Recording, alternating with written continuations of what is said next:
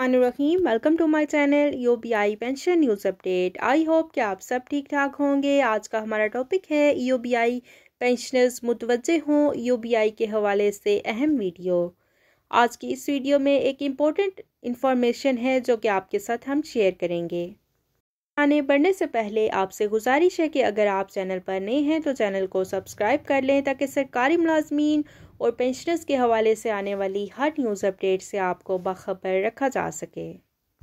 हैं आज के टॉपिक की जानिब।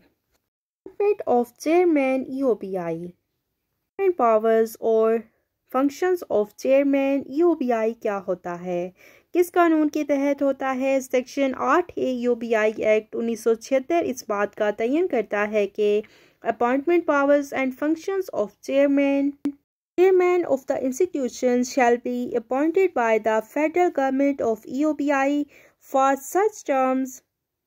वफाकी हुकूमत करेगी और इसके लिए कितना अरसा होगा। Such terms and conditions as it may determine।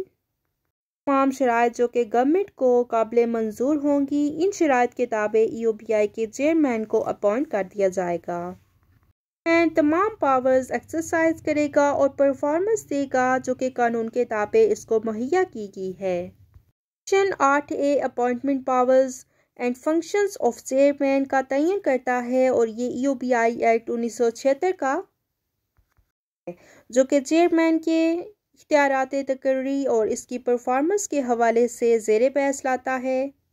थी अपॉइंटमेंट ऑफ चेयरमैन ईओबीआई के हवाले से एक अहम मालूमात जो कि आपके साथ शेयर की गई। आई होप कि वीडियो आपको पसंद आई होगी, तो वीडियो को लाइक कर लें, ज़्यादा से ज़्यादा शेयर करें। अगर आप चैनल पर नए हैं तो चैनल को सब्सक्राइब कर लें ताकि सरकारी मुलाजमीन और पेंशनर्स के हवाले से आने वाली हर न्यूज़ अपडेट से आपको बाखबर रखा जा सके।